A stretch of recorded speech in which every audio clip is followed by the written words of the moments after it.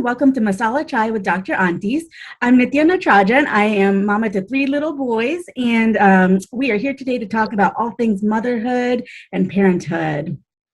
And I'm Sonal Patel, and I am a mom of 4 boys, and I'm also a pediatrician. And again, like Nitya said, we're going to talk about and give you straight up, just like how aunties give you straight up, that's what we're going to do today. So today we're going to talk about the Owlet. So Nitya, take it away. Yeah, so the Owlet is this device that monitors infants' oxygen levels overnight, and it's supposed to alert you if their oxygen levels go lower. Recently, the FDA issued a recall on these devices, and so they've been taken off the market in the US. And I think Sonal and I are both super, super excited about this. What are your thoughts about it, Sonal? No, I agree. Well, first of all, the Owlet is basically a pulse ox designed as a sock. So it looks all cute, right? Like cute and fuzzy, like, all us moms, we want everything cute and fuzzy on our baby's feet. The reason that it also advertises that it brings you a peace of mind. And I think that's the part that irks me the most, because if you look at it as a pulse ox, and being a NICU doc as well, anyone who's been in the NICU or anyone who's been around pulse oxes, those things alarm up the wazoo. Like, we are so trained, even in the medical community, to look at the baby before we judge anything that's beeping at us. And Nithya, I think you had an experience with this. Yeah.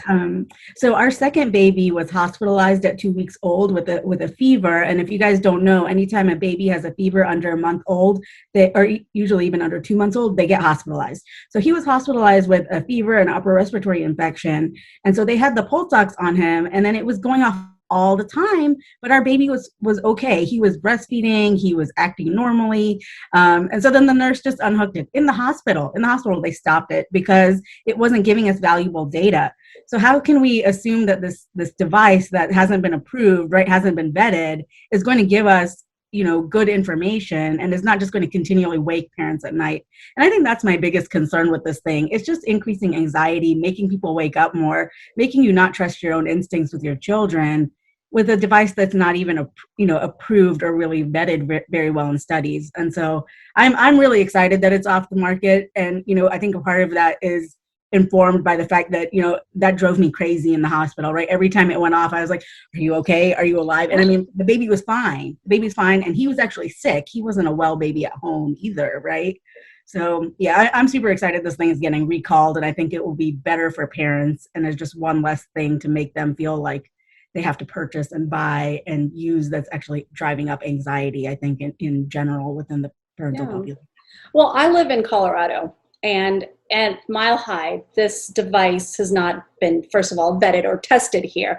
And we know physiologically wise, lung pressures and decrease in all of that stuff, it takes a while for the lung pressures to come down. And it's not unusual for us to send babies home on oxygen, or for babies in the hospital to actually what we call desatting, which means it's going down into the low 90s. And that's normal in altitude, but it's addressed before the baby goes out of the hospital. And so that was the other thing too, is like parents buying it here in Denver, and you're just like, it's not even tested on altitude. Like, there's no studies that is tested here. And so let's talk about the price tag. The price tag ranges about $300 for the base, and then you have a subscription model on top of it. And then so you look at it and you're like, okay, this is anxiety provoking. And what you mentioned takes away from maternal and paternal instincts.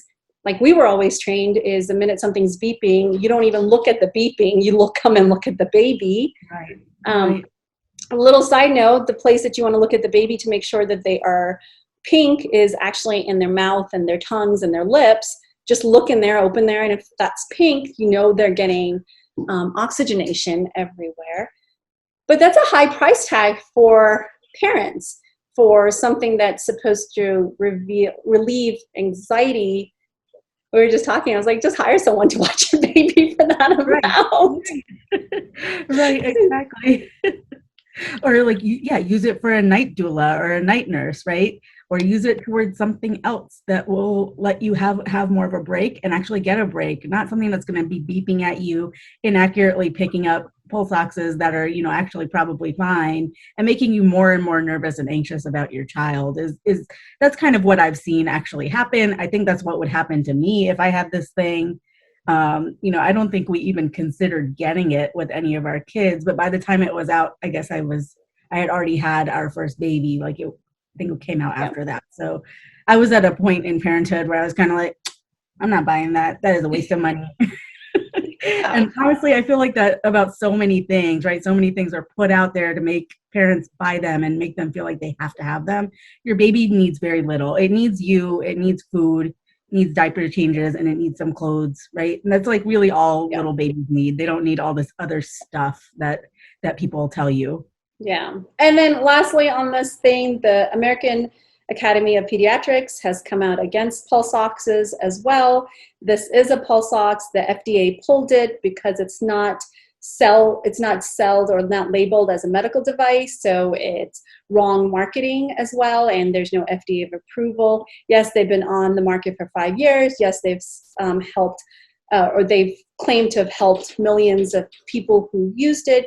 And yes, there are one-off anecdotes about, people being alarmed or parents being alarmed. We're not going to deny any of that. But at the end of the day, those are one-offs. It's not a medically vetted device. So Dr. Aunties' verdict is don't use it. Boo. Yeah. Don't get it. Don't get it. You can't get it anymore in the US. But Exactly. don't get it. Don't get it. Oh, All right, awesome. thank you guys so much for joining us.